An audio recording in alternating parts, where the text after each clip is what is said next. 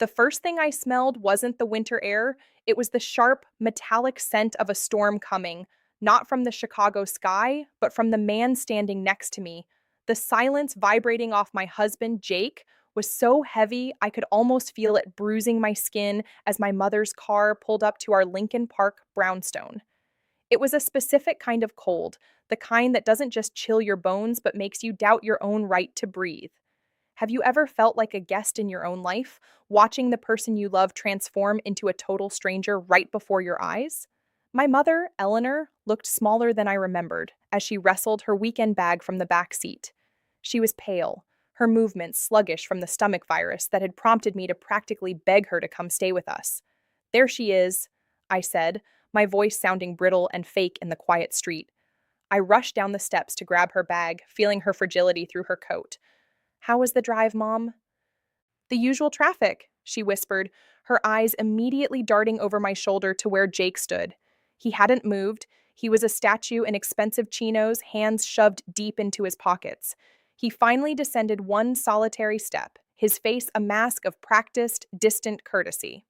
Eleanor, he said, his voice as flat as a dial tone. No bother. We just usually appreciate a heads up before the ecosystem changes. Welcome.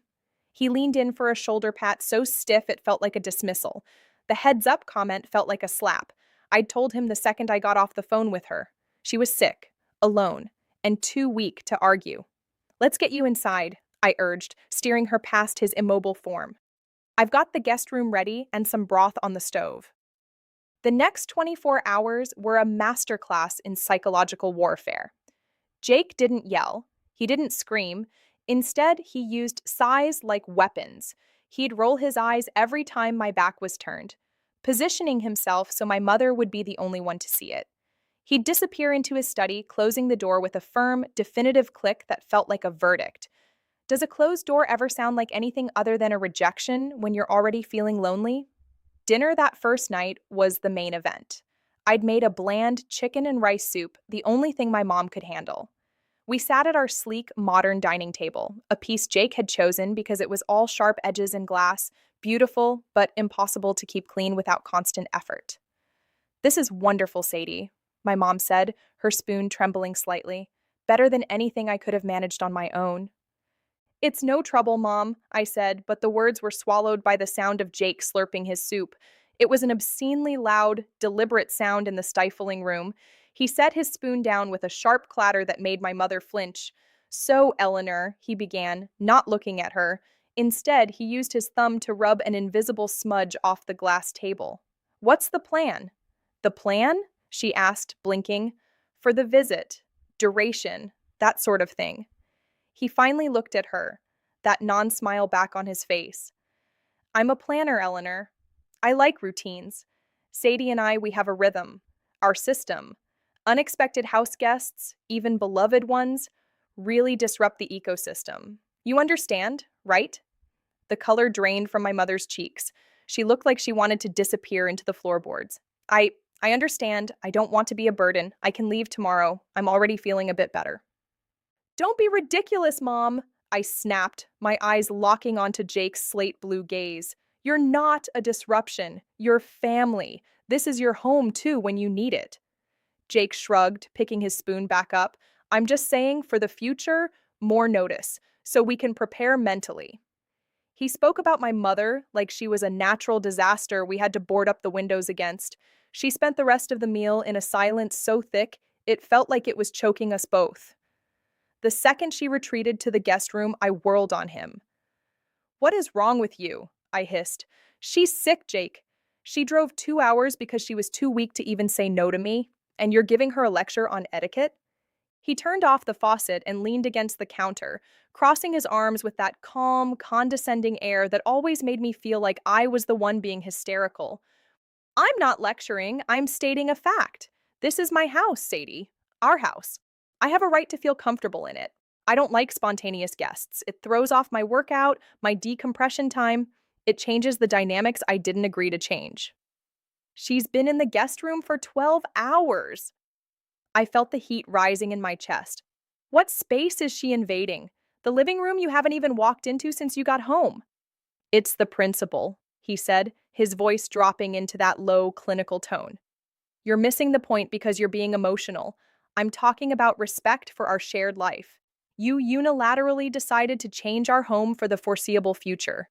Did you consider my feelings for even a second? The sheer hypocrisy took my breath away. She had a fever. Where was the consideration for her? For me, worrying about her being alone? She's a grown woman, he said, walking toward the hall. She could have called an ambulance if it was that dire. I'm going to the study. We'll talk when you're calmer and when we have our privacy back. The door clicked shut. Again. I stood in my gleaming, silent kitchen, and for the first time, the our house he kept talking about felt like a cage I'd helped build. The pattern didn't break. For the next 2 days, breakfasts were a frozen landscape of Jake scrolling through his phone, ignoring my mother's polite good morning.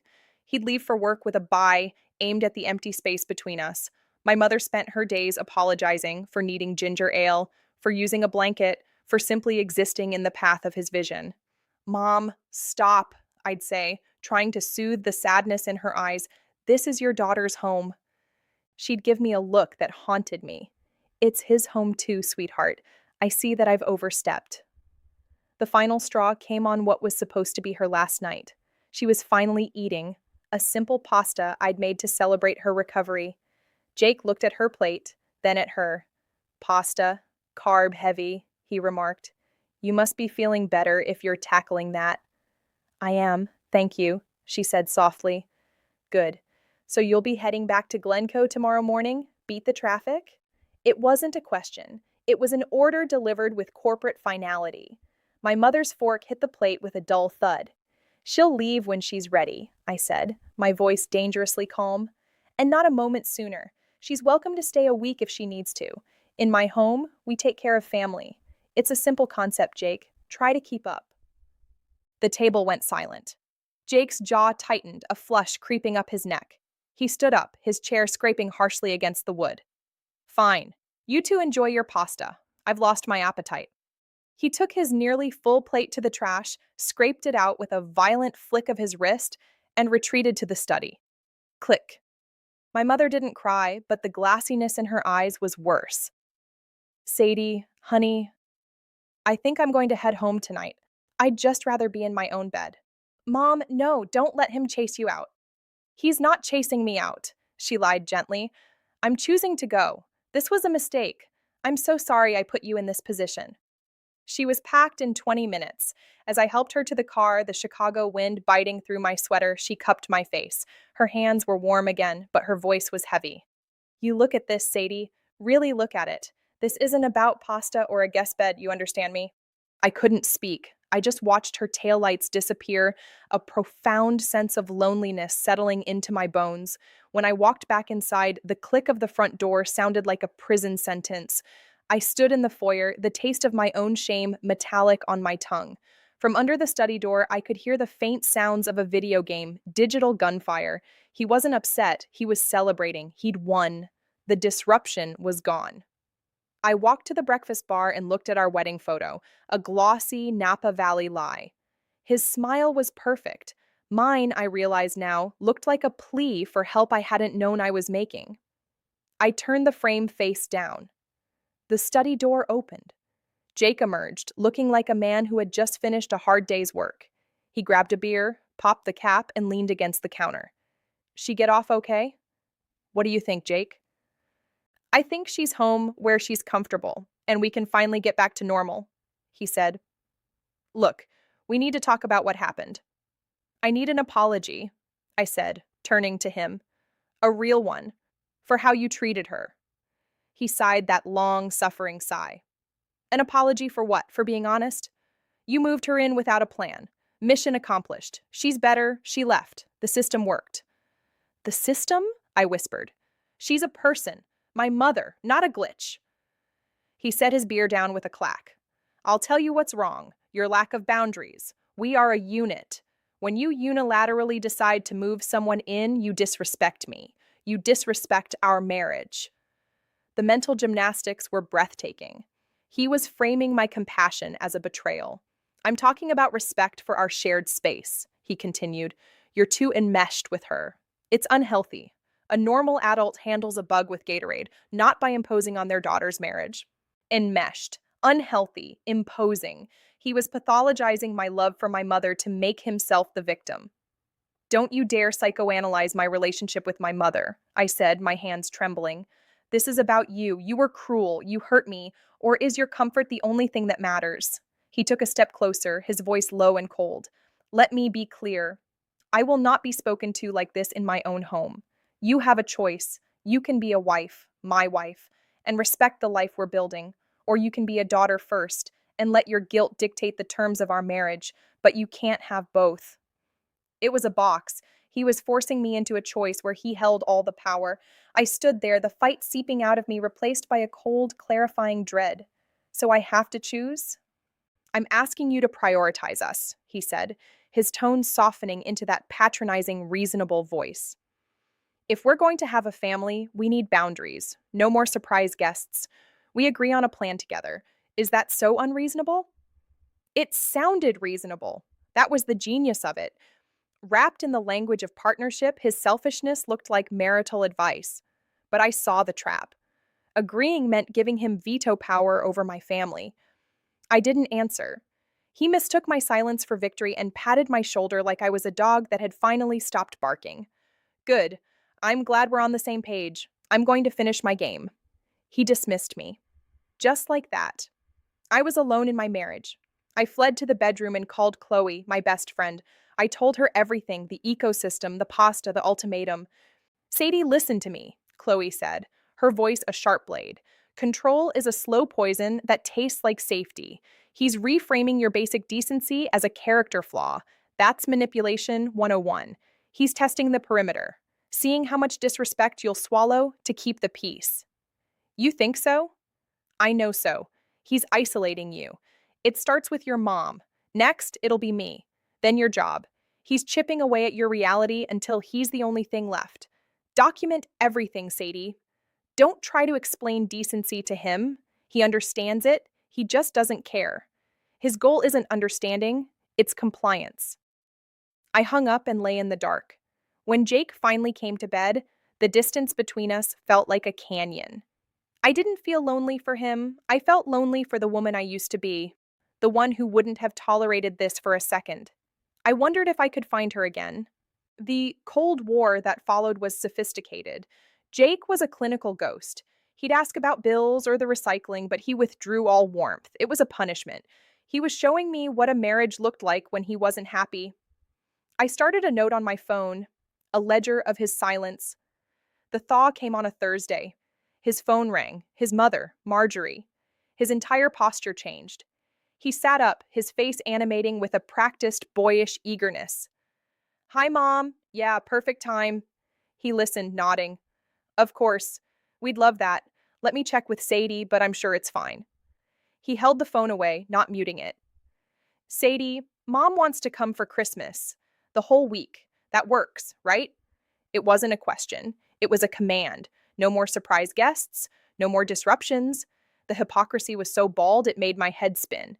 See? Sadie's thrilled. He told the phone. It's settled. Love you too. He hung up, the smile dropping instantly. Mom's coming, the 23rd to the 30th. Is my schedule clear? I asked, my voice dangerously calm. I wouldn't want to disrupt the ecosystem. Don't be like that. This is different. It's Christmas. It's Mom. And my mother was sick, I snapped. This is planned with notice, he said, standing up. That's what I asked for. If you can't see the difference, that's your problem. I expect you to make her feel welcome. The month that followed was a masterclass in cognitive dissonance. He resumed a semblance of normalcy, but it was transactional. He needed me to perform for Marjorie. The lists started appearing. Boutique soaps for the guest bath, organic lactose-free milk, a specific brand of Scandinavian crisp bread. Mom likes floral arrangements, he mentioned, scrolling through his tablet. Fresh ones in the guest room and living room. Check with Sadie. That's a note I wrote to remind myself to tell you. I was a line item on a checklist. I was the project manager for the Marjorie experience. You've never once made a list for my mother, I observed. Your mother's visits are different, less formal. This is how mom is. She appreciates the effort. Is it really so hard to do this for me? There it was. The emotional blackmail. If I didn't scrub the baseboards for his mother, I didn't love him. So I worked. I took a personal day to clean the apartment until it smelled like a hospital. I drove to 3 stores for her milk. I did it all with a simmering fury, documenting every task in my phone. We met her at O'Hare. Marjorie was crisp in cashmere, her silver hair in a perfect bob. She air kissed Jake, then scanned me with a surgical eye. Sadie, darling, you look tired, big city life wearing you down. Just busy, I lied. She handed me her carry on without a word, and we headed home. The week was a blur of subtle cuts. Marjorie toured the apartment, running a finger along the mantel. Very clean. I do appreciate a dust free home. It was a compliment to Jake for how well he managed his staff. At dinner, she picked at the salmon I'd spent hours marinating. A touch oversalted, but palatable. Jakey, remember the duck we had in Lion? That was divine. Nothing compares to your cooking, Mom, Jake beamed. Sadie, you should get her recipe for poached halibut. It's life-changing. I'd love it, I said, my face aching from the fake smile. It's all in the technique, Marjorie said, not offering it. So, Sadie, how is that little job of yours? The marketing? Is it still going? It's going well. I'm leading a campaign launch in Q1. How nice for you, she said. It's so important for wives to have hobbies. Keeps them from getting underfoot, doesn't it, Jake? Jake chuckled, a dry, complicit sound. Sadie's very dedicated to her hobby. My career paid for half of the salmon she was currently insulting. I looked at the two of them, the tag team. My life was a hobby. My mother was a disruption. I was an incubator who hadn't produced yet. I only ever wanted to be a mother, Marjorie continued. It's the highest calling. Jessica, my tennis partner's daughter, just gave up a big law career for her third child. That's commitment. Jake nodded. Family should come first. It's about priorities. I looked at his hand on mine, a gesture that felt like a brand. I excused myself to the bathroom and stared at my reflection. I wasn't crazy. I was in a system of control. That night, I searched. Signs of emotional manipulation in marriage. The results were a biography of my life, love bombing, devaluation, isolation, moving goalposts. The breaking point was the flower show. Marjorie wanted to go on the 23rd at 2 p.m. I had a non-negotiable stakeholder call. Can't you reschedule? Jake asked, his jaw tightening. It's just a call. This is important. I want her to feel special. You can manage your little job around this, can't you? I'll see what I can do, I said. I didn't reschedule. I took the call from my car in a parking garage, then drove home to find them cozy on the couch. There you are, Jake said. Mom wants French for Christmas Eve. I made a reservation for 7:30. I had planned for Chinese food, and it's a wonderful life, I said. My childhood tradition. We're doing the bistro, he said. At the restaurant, Marjorie leaned in. So, Sadie, when can we expect some little ones? A grandmother shouldn't have to wait forever. We're focusing on our careers right now, I said. Careers? Marjorie laughed. Jake has a career. You have a job. A mother's role is the highest calling. Don't you want to create a real home? Jake patted my hand. Mom has a point. We're not getting any younger. Maybe it's time to scale back on the demanding projects at work. I looked at them both and felt the final thread snap. A shared home shouldn't feel like a solo cage. I stood up. Excuse me, I need the ladies' room. I didn't go to the bathroom. I went to the foyer, called an Uber, and went home. I packed. I didn't take everything, just the things that were mine. My documents, my favorite blazers, my childhood photos. I was zipping my suitcase when they walked in. Jake stood in the doorway, stunned. What are you doing? I'm packing, Jake. I'm leaving. What? Why? I'm following your lead, I said, my voice clear. You made it clear that when a guest makes you uncomfortable, the proper response is to remove the disruption. I am the disruption to your ecosystem. I'm removing myself. This is outrageous, Marjorie sputtered. No, I said, looking at Jake. This is your logic. I'm choosing to prioritize myself. Goodbye. I walked out. I went to my mom's. I cried, I drank tea with Brandy, and I hired a lawyer named Lisa, a shark who specialized in men like Jake. He's testing the perimeter, Chloe said when she came over with pizza, but you just blew up the fence. But I wasn't done. I didn't want a quiet exit. I wanted him to see what I saw. I went back 3 days later, pretending to be contrite. I played the part of the apologetic wife. I overreacted, I told him. You were right about priorities. He bought it. His ego was so large it blinded him. I'm glad you're finally listening to someone with sense, he said. I suggested a pre-New Year's party. To show everyone we're okay, I said. The night of the party, I was perfect. The catering was exquisite. But as the room filled with his colleagues and friends, I let the trapdoor open. Is your mom okay, Sadie? Stephanie, the neighborhood gossip, asked. Much better, I said loudly. I felt so bad she had to leave early. Jake's ecosystem is so delicate, you know. My mother was a disruption, but Marjorie, well, she's protocol. The room went quiet. I saw Jake's face pale. Chloe stepped in. Wait, so a sick parent is a disruption, but your mom's week-long floral list is a tradition? That's a bold strategy, Jake. It's about the principle, Jake hissed, but it was too late. I'd spent the last hour recording him in the kitchen, capturing his rants about proper wives and little jobs. When the guests finally fled the awkwardness, I turned to him. I pulled out my phone and played the recording of him calling my career a hobby while his mother nodded. What is this? He whispered. It's evidence, I said. I handed him an envelope. These are divorce papers. You'll be served at the office tomorrow. The apartment is going on the market. I get 60% of the equity, or I release these recordings and my notes to everyone you know. Marjorie stood there, her mouth open. You can't do this. I already did, I said, picking up my bag. I hope the next woman you try to mold has less self-respect. It'll make the process easier. I walked out for the last time. 6 months later, I'm sitting on a terrace in Andersonville.